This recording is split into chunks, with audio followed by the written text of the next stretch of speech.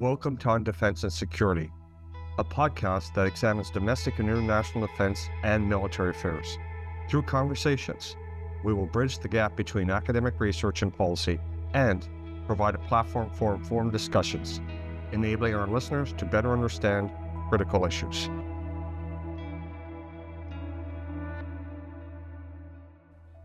My name is Daniel Brant. I'm coming to you from the Tyendinaga Mohawk Territory in just outside of Kingston, Ontario, and I'm be moderating this with these two personnel that we have today. We have Dr. Federica Caso, who was born in Italy, and she moved, obviously worked in the UK, and moved from the UK to Brisbane to pursue a PhD at the University of Queensland, which she gained in 2019. Federica researches the relationship between the defense and settler colonialism, which she gathers information under the concept of settler military politics. She's now focusing on Indigenous military service in the present, including Indigenous participation in the regional surveillance units of defense, Indigenous procurement, the contribution of Indigenous women in defense to gender equality and reconciliation. Our next guest is Dr. Grazia Scoppio, and she is a professor in the Department of Defense Studies at the Royal Military College of Canada and is cross-appointed at the Queen's University Department of Political Studies. She was a Fulbright Canada Research Chair in Peace and War Studies at Norwich University. Her interdisciplinary research areas include diversity and gender in military organizations, Indigenous people and the military, organizational culture, migration, military education, distance learning, comparative and international education, whole of government, comprehensive approach, and lessons learned and organizational learning. For both of you, I know you've done work in this area previously. There's a policy paper that's on the website, and your policy paper outlines a number of programs at the Canadian Armed Forces, and in future we'll use the acronym CAF that the CAF has developed. Can you tell us what your main takeaways were from this research, and perhaps a bit of the inside story on your journey in undertaking this issue? So, Federica, we'll ask you to start. Thank you, Daniel. And greetings from the land of the Wurundjeri Woi-wurrung people in Naarm, Melbourne, Australia, from where I am connecting with you today. I just wanted to add that I am affiliated with Trobe University, who has been generously funding my fieldwork in Canada when I work with Grazia Scoppio at the Royal Military College. So in terms of the story that led me to this project. So when I was doing my PhD at the University of Queensland, I did research at the Australian War Memorial, and I came across a special exhibition on Indigenous military service. And at that time, I didn't know anything about that topic. And I was fascinated to hear and learn about the story, but there were certain parts of the story that didn't add up. Including that it just felt like there was no chronological order to the story. And so I felt like I was learning about individual contributions and certain specific issues, but I wasn't learning about the history that led Indigenous people to serve for the Australian Defence Forces. So when I went back I was doing fieldwork, so I went back to my hotel and I started doing some research. And I noticed that there was not very much written on that topic. So at that time, the scholarship was just coming, was just emerging, and it was mostly on the history.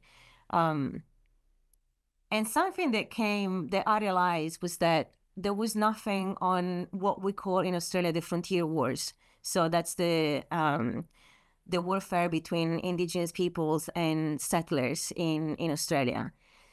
which is quite different from my experience of the Canadian War Museum. When I was in Canada, I went to visit the Canadian War Museum, and I noticed that they include that kind of warfare. So in Australia, we still don't include that kind of warfare. So I noticed that there was a bit of cut and paste or editing of the history. And so that led me to do some research in the Australian context. And that kind of like ended up in my first book that's just come out with Edinburgh University Press in June. And as I moved on to the next project, I realized the limitation of my book, which was that I didn't speak to any Indigenous person. So I was looking at the structural power relations, but I didn't hear about the story. I didn't speak to Indigenous people to hear the story, the stories of their service. So I thought that my next project had to cover that kind of perspective and insight. So I started thinking about what's the contemporary issue, like how to frame the project. And I realized that a main thing that was coming up over and over again in my engagement with, or in my research on Indigenous military service in the present, was the concept of reconciliation. So I was looking at, I came across several initiatives and events that were, that pertain Indigenous people in the military. And I realized that they all came somehow under the banner of reconciliation. So I wanted to design a study that compared Australia with other similar contexts. So of course, Canada came to mind, as well as New Zealand. So this is the project that I am pursuing at the moment, where I am comparing Indigenous military service in the present in relation to reconciliation in these three countries, Australia, Canada, and New Zealand. And then I ended up applying for funding through La Trobe University, and I connected with Grazia at the Royal Military College, who I know is one of the few people that has done research on this topic globally. And she kindly accepted to work with me and host me at the Royal Military College, and that sparked the whole project as it was. So now we've finished that, what can we call it, a pilot project, and we are kind of like trying to make sense of that experience and those conversations that we had, and the policy brief that we recently published with the with Queen's University's Center for International and Defense Policy is presents the finding from that month of research that we did. I was based in Kingston. We were based in Kingston, but we also spoke with people in Canada at large, people in Saskatchewan, and I think that's the farthest that we went in terms of speaking to people. But yeah, so it was a great experience. And in terms of the takeaways, is that I've learned that there are so many initiatives that the Canadian Armed Forces are doing to promote inclusion, including all the programs that are outlined in the policy brief. And of course, we also identified some of the limitations, including that, even though progress is happening and there are efforts, the road is still long. And I'm going to pass it to Grazia to add to this. Thank you, Daniel, for the introductions, and hello to everyone.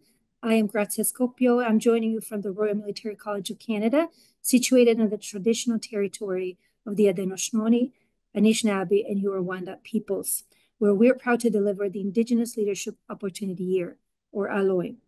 I would like to acknowledge that Federica and I do not have an Indigenous background.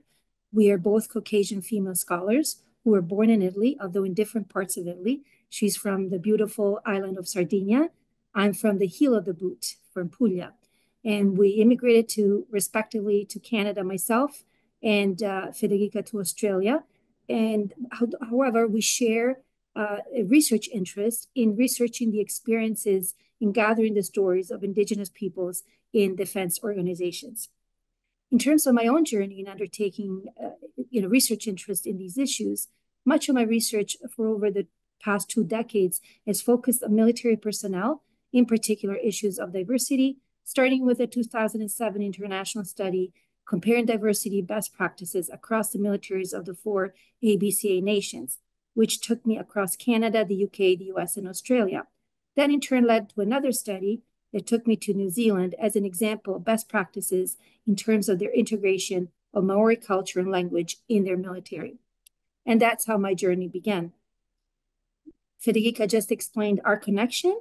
And it's just interesting that from an initial email and an initial Zoom meeting, she then came to Canada, and we'd never met before. And we did a whole study together over the course of a month. Again, the title of our pilot project was basically Indigenous Participation in the Canadian Armed Forces. And it was just a really great collaboration, very intense. We talked to over 30 people in the course of a month, and we visited 2 different Indigenous communities. So it was a pretty high operational tempo, as they say in the military.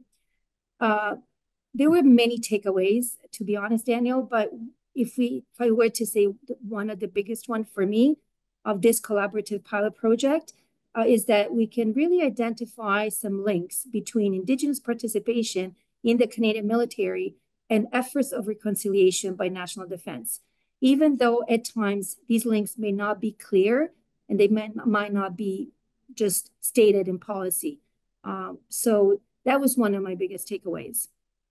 Okay, thank you. It's interesting that you both speak of reconciliation, and I think that was one of the foundational aspects of your research, for sure. You just mentioned that, and with the military as the background for this, for Federica, can you expand perhaps? You're centered right now. You've in Australia. It must be pretty early for you right now. Not sure which day it is, but can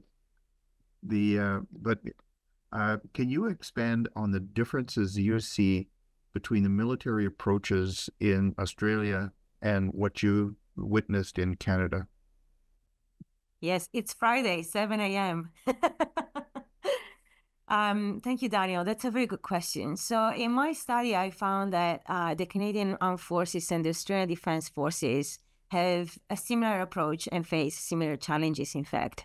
So both countries have a long history of Indigenous service in the military, and they also both have a series of Indigenous initiatives to train and recruit Indigenous peoples. They also have comparable special army units with large Indigenous representations in Canada, that being the Canadian Rangers, where 23% of the Rangers self-identify as Indigenous. And in Australia, we have the regional force surveillance units, which include people might be familiar with North Force. Tends to be the one that is often mentioned in the military, where Indigenous representation is as high as 60%.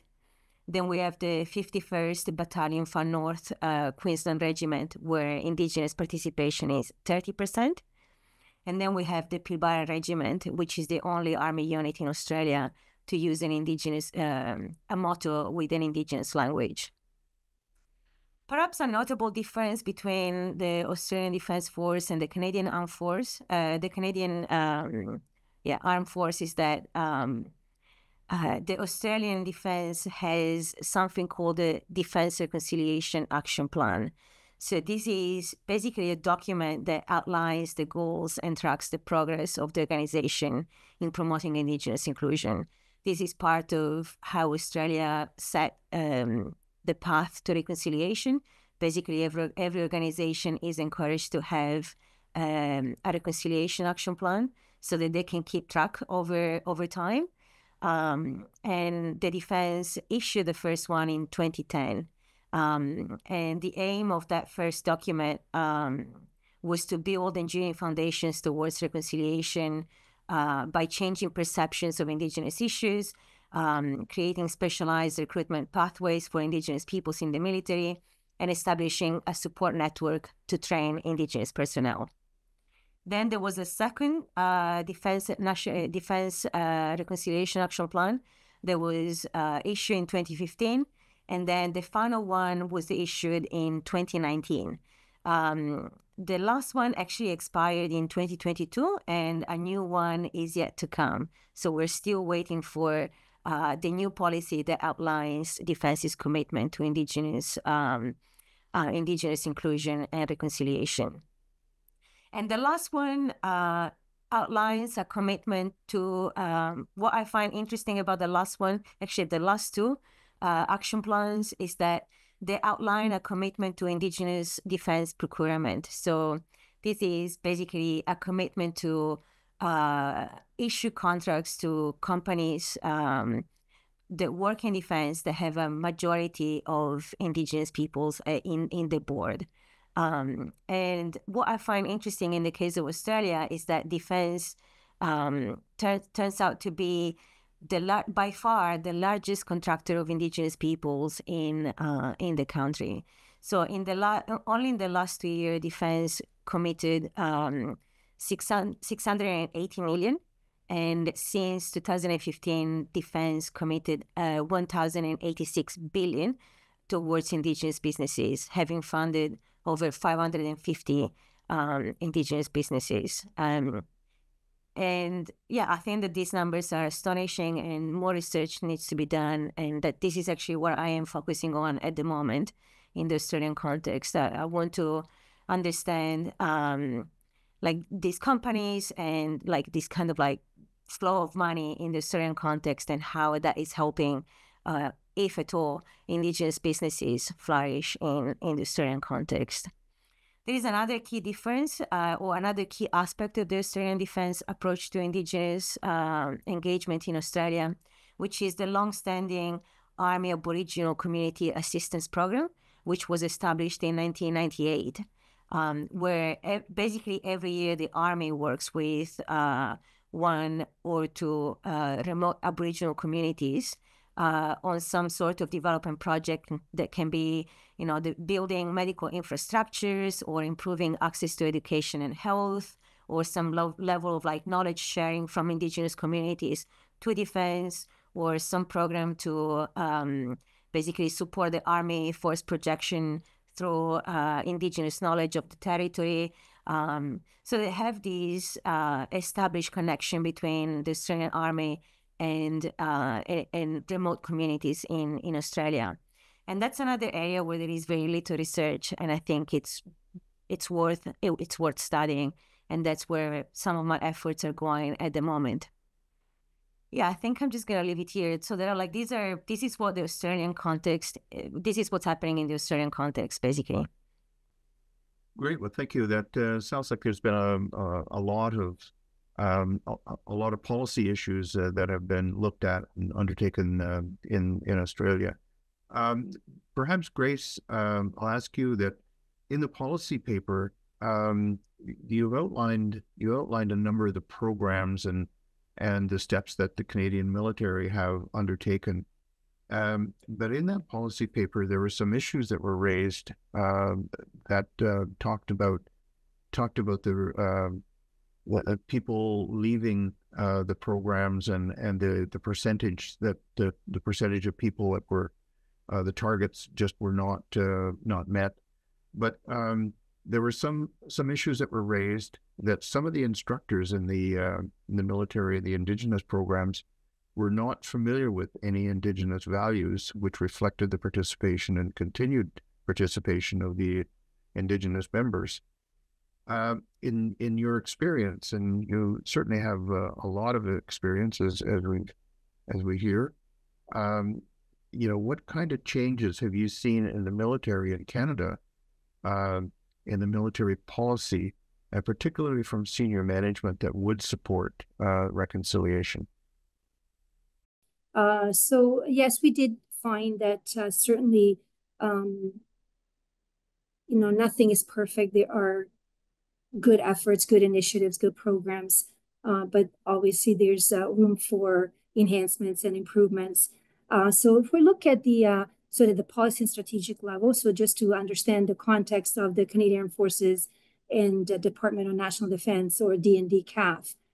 So at the policy strategic level, in terms of fostering greater diversity and inclusion, in particularly regarding women, visible minorities, Indigenous people, we can take as an example the 2017 CAF diversity strategy, where they're not just talking about increasing the representation of Indigenous people in the CAF, but also about developing and fostering positive relations with local communities and organizations for women, Indigenous people, and visible minorities.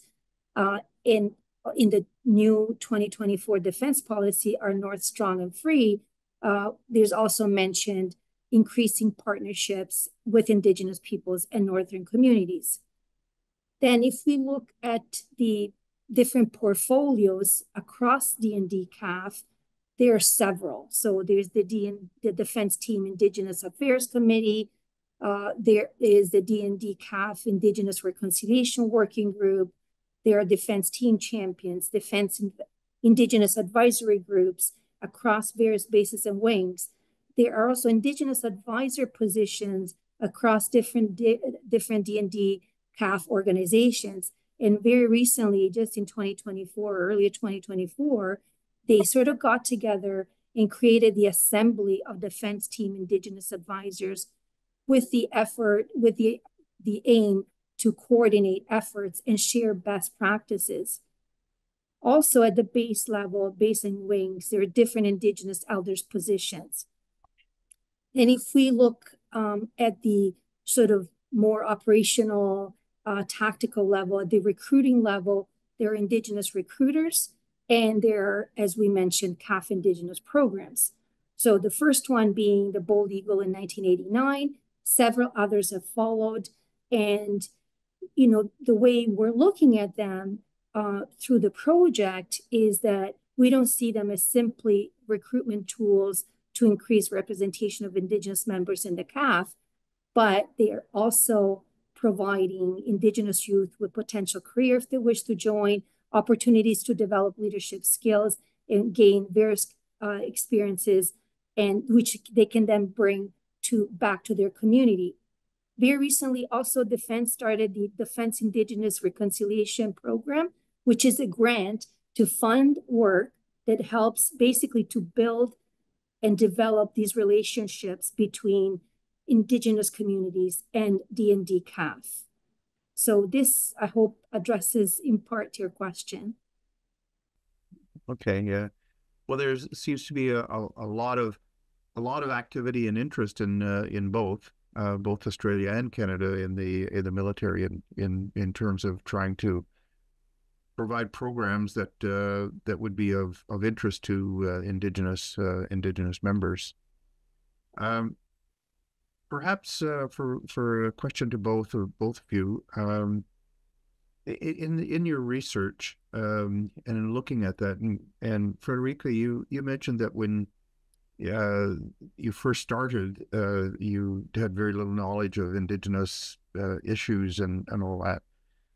Can you share some of the cultural experiences that you encountered, and perhaps what you learned while experiencing these experiences and undertaking this research? Yes, so the whole journey in Canada was a cultural experience for me. I got to learn so much about Indigenous peoples in Canada, the three groups, the First Nations, the Inuit, and perhaps like the sour politics around the Métis in Canada. And I got to learn about the differences between Canada and Australia. And I think that a key difference that stuck with me is that you might have noticed that I've been using the word Aboriginal to talk about Aboriginal people or Indigenous peoples in Australia, which I understand is no longer that Canada doesn't use that word, but in the context of Australia, we have two main groups of Indigenous peoples that we gather under Aboriginal for people that are from mainland Australia, and then the Torres Strait Islander peoples that are from the over 300 islands in the north of Australia. So that is perhaps something that I wanted to clarify as well for the people listening. In terms of cultural experiences, I think that like I had the privilege and honor to do a walk in the wilderness with the Kingston Army Base Indigenous Spiritual Advisor Tim Yarrington and his wife Shannon, who is also an Indigenous woman. In that during the experience, they got to share some pretty remarkable, like, you know, I got to learn a lot about the land, and I got to learn about Indigenous peoples from Indigenous people in Canada, and I also, they invited me to do a ceremony to bless the research that I was doing. So it was good to learn about you know, Indigenous mythology and medicines and ceremonies in the Canadian context. And so I think that was a way for me to be brought into, like, I felt like I wasn't just studying, I felt like I was experiencing the whole thing. And so that was absolutely remarkable. And I'm very grateful to have met Tim and Shannon, and they shared so much of their knowledge and with kindness and generosity. So yeah, I think that is what the cultural exchange that stuck with me the most, probably. And I had so many that I could talk about, but maybe I'm gonna pass it on to Grazia now. Yes, indeed. As Federica said, Daniel, there was so many cultural experiences in that short month. It was quite an intense month. And in particular for me, what I'll keep in my heart the most is our visits to the two Indigenous communities in Ontario. So the Tyendinaga Mohawk Territory near Kingston, that I already visited several years ago, but it was really nice to go back. And then we went a little bit further north to the Pequot-Algonquin Territory near Golden Lake. And, you know, one of the things that struck me in particular that was common in both visits while talking to the members of these respective communities was their sense of pride and their connection to the land and the creator. And, you know, that's something that I think is something that all non-Indigenous people, I think, should learn. And that's where we can learn from each other.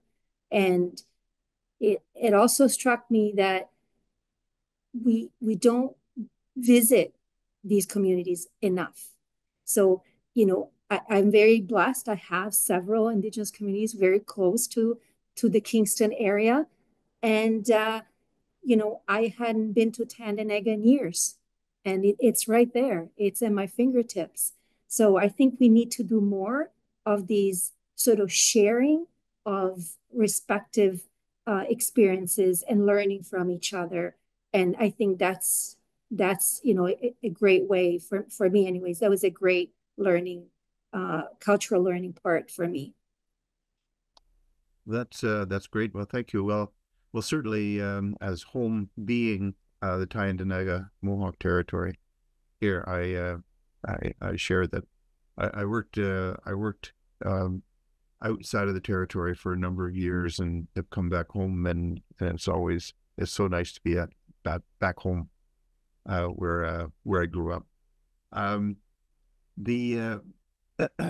of the things that I guess in my own research, my own doctoral research that I did, one of the things that became very evident was the worldviews. I think you've both spoken a little bit about that.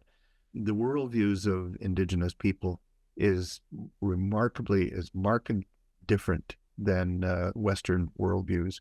And I think that's one of the areas that is really difficult to reconcile. Well, I think that's the challenge that we look at right now.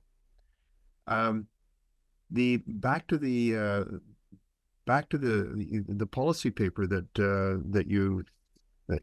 you both put together talks about the Indigenous, a lot with the Indigenous participation in the armed forces, What do you think needs to be done to educate the general military population about Indigenous issues? Federica, I'll ask you first. Yes, that's a very good question, and I think that remains one of the challenges that we identify in the study so far. So we noticed that while defense, both in Canada and Australia, is getting better at designing programs and networks for Indigenous peoples, these are kind of like bubbles for Indigenous peoples. So there isn't much of a connection between Indigenous and non-Indigenous people. So defense can definitely work on creating that connection better. And in fact, we noticed that non-Indigenous people might know Indigenous people as friends and colleagues in defense, but they often don't engage with Indigenous issues.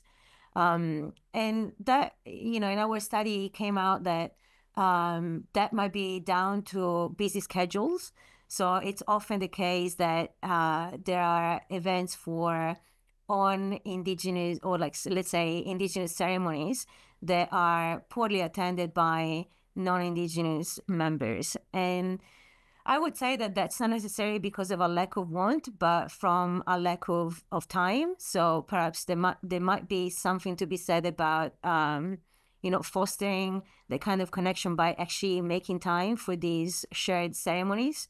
But when we were in Kingston at the Army base in Kingston, we met with the champion of the base, and for me, that was a key moment to realize how important the role of the champion is to promote connection between Indigenous and non-Indigenous members.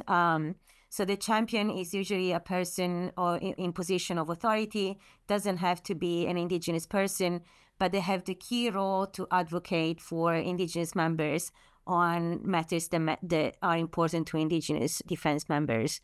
And so when we talk to the champion of the base, it was evident that he was putting a lot of effort in creating those connections. So, for example, he ordered orange shirts for members to wear on Orange Shirt Day, and then he ordered pins for National Day of Action for Missing and Murdered Indigenous Women and Girls. So it was trying to create the awareness among non-Indigenous members through these symbols, right? So the shirt or the pin. But then, of course, at the end of the day, it comes down to non-Indigenous peoples to engage, like people in position of like champions, so let's say, might do all the best that they can to promote unity and reconciliation, but then it also has to come from the individuals to be interested and engaged. And look, from the conversations that we had, I would say that, as I said before, it's not for a lack of want, but oftentimes it's because of a lack of time. So if perhaps like defense could make time for non-Indigenous peoples and non-Indigenous members to also attend Indigenous ceremonies, I think that would go already a long way in creating bridges. Mm-hmm. Okay, great. Thank you, Grace. Yes, I'm a firm believer in education, Daniel. So we do have a course in Indigenous cultures that is mandatory for all CAF members. However, it's a self-directed online program. So I think potentially, having a short in-person course for all CAF members would also be helpful to educate all CAF members about Indigenous issues. For recruiters, there is a new in-person course called Indigenous Cultural Orientation, and that will be mandatory for all recruiters. That is brand new. So these would be a good starting point. So increase the educational piece. But also, if we look at New Zealand Defence Force as an example of best practice of how they've integrated Indigenous Maori language and cultural practices within their military, we can see how we can do better to integrate Indigenous cultural practices and languages within the NDCAF. That said, I acknowledge it's a lot more difficult to do so in Canada, where we don't have one Indigenous culture or one Indigenous language the way they have in New Zealand, but we have multiple cultures, multiple communities, multiple languages. So acknowledging it would be more difficult. I think we can do more efforts in that space, Daniel. Okay, thank you.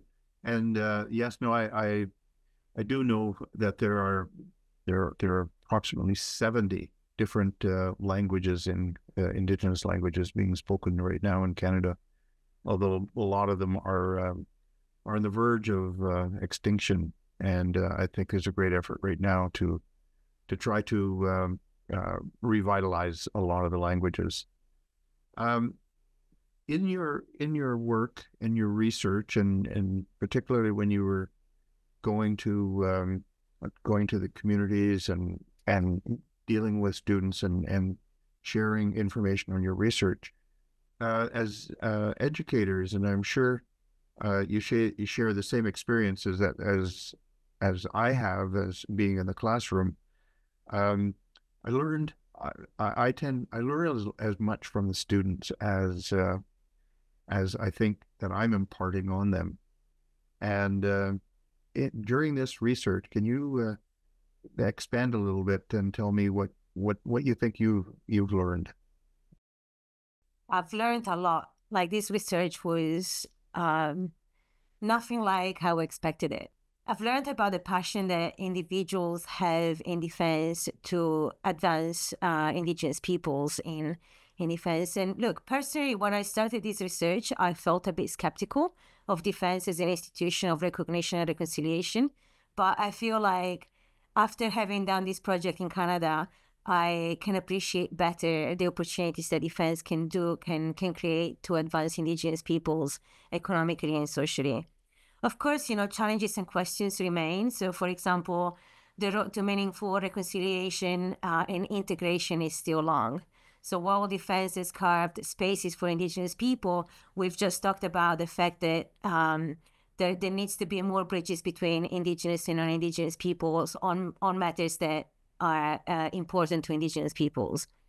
I think that for me, there are also ongoing questions about the present nature of settler colonialism and the inclusion of Indigenous people in settler institutions. So Canada has treaties with Indigenous people, but in Australia, we're not there yet. So Australia still doesn't have, Indigenous peoples in Australia still don't have treaties with the government, which often makes feel inclusion as an attempt to eliminate contestation and to nullify demands for recognition and sovereignty. So I think that as long as we don't have treaties in Australia, inclusion will always feel a bit, it will be contested, right? So I think we need to move in that direction first before we can actually talk about Indigenous inclusion in a meaningful way. And finally, while integration is definitely a step in the right direction, I think that for it, at least speaking in the Australian context, and I believe that Canada is actually the same, Indigenous people are not seeking just integration, but also autonomy and sovereignty. So the right to govern themselves. And as I said, in Australia, we still don't have treaties, which really affects the ability of Indigenous communities to determine the direction of their own future. And look, in Australia, we recently had the rejection of the voice to parliament through referendum, which signals that, the larger amount of the population is still opposes meaningful change in the direction of sovereignty and autonomy for Indigenous peoples. So yeah, I think that those are the things that remains in my mind as I continue to do this research. Okay, thank you, Grace. Yes, so we learned a lot during our consultations, and it's hard to find just some examples. But for example, we learned that the CAF Indigenous programs have a lot of merit and a lot of strengths, but there's also things that can be improved. So a comprehensive review of these programs, I think, is called for. And also, we learned that the CAF Indigenous programs should be considered a first step. But once an Indigenous member completes one of the programs, there needs to be more Indigenous cultural and spiritual supports at every base and wing across Canada. We also learned some things such as, in, the memory of Oka and the confrontation between Mohawk warriors and the Canadian Army is still fresh in the memory of some Indigenous individuals and communities, and still is a cause of resentment and friction towards the military. So if the military wants to repair this mistrust, one of the things they could do is what one of the people we spoke to is trying to achieve, which is an apology by the Canadian Army to the Mohawks. So that's all for now. I'll leave it at that. Okay, I think we're coming close to the end of the discussion here, and it's been very interesting. But I'd like to ask both of you, sort of in a summary statement, what would you like the listeners here to take away from this podcast? Yeah, I think on my side, I think the takeaway is that defense is moving in the right direction, and defense has a role to play in promoting reconciliation. Of course, reconciliation is a bit of a buzzword and can mean different things for different peoples. In policy, it remains vague. So perhaps like for the better, so that everyone can put their own flavor to it. But I think that this vagueness also can fire back. So because it's difficult to measure, it's difficult to pin down. Nonetheless, I think that in our study, we found that defense is contributing to the economic and social opportunities for Indigenous peoples. And I think that, so we spoke to people who, Indigenous peoples that were, for whom joining defense was one of the best things that they've ever done in their lives, right? So because it gave them opportunities that they would have not had otherwise. So that is something to think and consider. Of course, it's important that Indigenous peoples have a choice rather than having just defense as the main contributor of opportunities. But, it's important to also realize that defense is such an institution that can give opportunities for, a better future for themselves and their family. The final thing that I want to say is that it was a delight to do this study in Canada. I got to learn so much. It was a pleasure to work with Grazia.